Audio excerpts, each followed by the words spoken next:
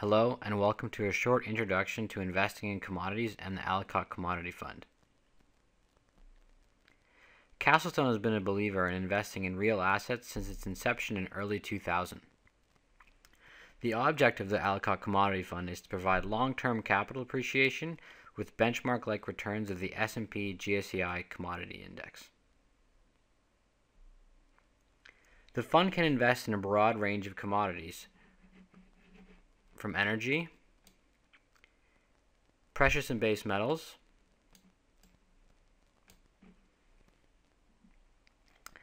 and agriculture and livestock products.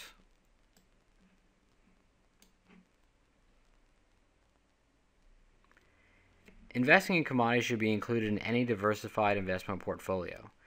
Some of the main reasons to invest in commodities would be as a hedge against the devaluation of money, as a safe haven or insurance against geopolitical risk or times of economic uncertainty. We've seen this with gold over the last decade, especially in the last 5 years.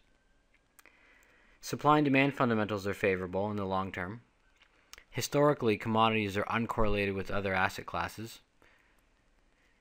They also provide excellent exposure to economic sensitivity, especially with precious metals, silver and platinum, but also with petroleum products and other base metals.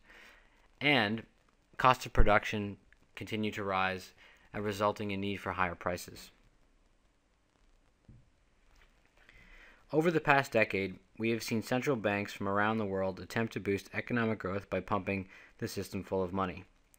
Quantitative easing has been done by the US, European, British, Japanese, and Chinese central banks, increasing the amount of money in the financial system, therefore causing the value of our money to decrease. You can see on this graph the amount of money supplied being represented by the purple line, increasing. Not only this, but with the dramatic increase of M1 supply, this has caused inflation expectations to increase dramatically.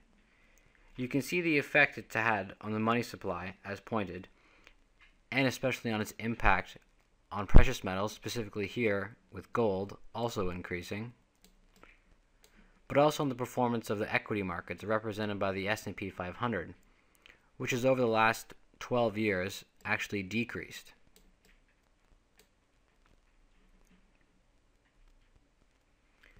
One of the major side effects of printing vast quantities of money is its relationship with the value of the currency. You can see how the value of the US dollar has fallen over the last 100 years. Currencies are intrinsically tied to the performance of commodities, and the majority of globally traded commodities are priced in US dollars.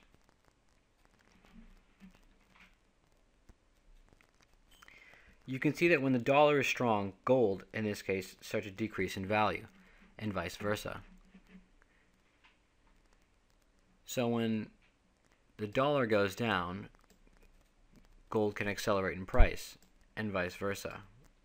And this is a continuous relationship we've seen that will continue to be. This slide pretty much sums up the current global demand picture. You can see that the developed world, or OECD, demand for crude oil has slowed down and remains flat, while demand from emerging economies, noted here as the non-OECD countries, is increasing.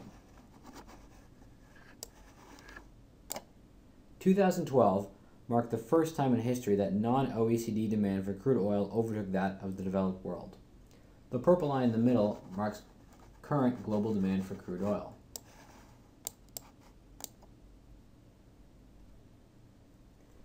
This slide illustrates the picture even better.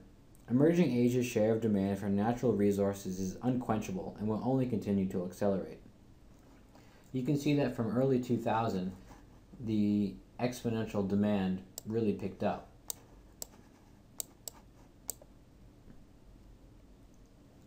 Quickly touching on the grains, which consists of wheat, corn, and soybeans within the agricultural sector, you can see that China's demand for grains has outpaced supply for over the past decade, and this is only set to continue. Now let's take a look at each individual sector. Livestock. While costs of production are increasing, destocking will limit supplies and drive up prices. Demand for cattle is only increasing in emerging markets as diets change. Within agriculture, supply constraints and disruptions, urbanization, and demand for crops such as wheat and sugar will support prices. In energy, prices are expected to head higher as geopolitical risk continues. The oil market should remain cyclically tight with global inventories at historically low levels. Precious metals, as a hedge against inflation, as well as political and economic uncertainty, should see a strong inflows continuing over the next 12 to 18 months. And finally, with industrial metals, or base metals as they're also known, with rising inventories that we've seen over the last about 2 years have hurt prices. The boost from global stimulus packages from central banks should achieve to spur a price recovery. One of the main advantages that Aliquot Commodity Fund has over the other benchmarks is that it has the ability to change its allocation. While other benchmarks are fixed, Aliquot has the ability to alter its exposure depending on market conditions and cyclicality. You can see the change in weightings the fund took from 2012 to 2013. So for example, the fund increased its exposure from energy from 2012 into 2013, and did the opposite for industrial metals, which decreased its exposure from 2012 into 2013. The trend is clear, depicted here by the broad CRB commodity index, which takes a look at all commodities and given an even weighting. The trend has been set over the last 30 to 40 years, and that trend is moving upwards. The same is similar for the GSCI commodity index, even with its higher weighting towards energy. The trend is set. So, with commodities tied to global growth, supported by the current monetary policies of the main global central banks, i.e., increasing money supply and keeping interest rates extremely low, non-OECD demand for growth, and accelerating with low correlations to other asset classes, commodities remain a vital and significant asset class to be included in anyone's portfolio. Thanks very much for taking the time to listen to us today. And if you have any questions, please visit us at CastlestoneManagement.com. Thank you and goodbye.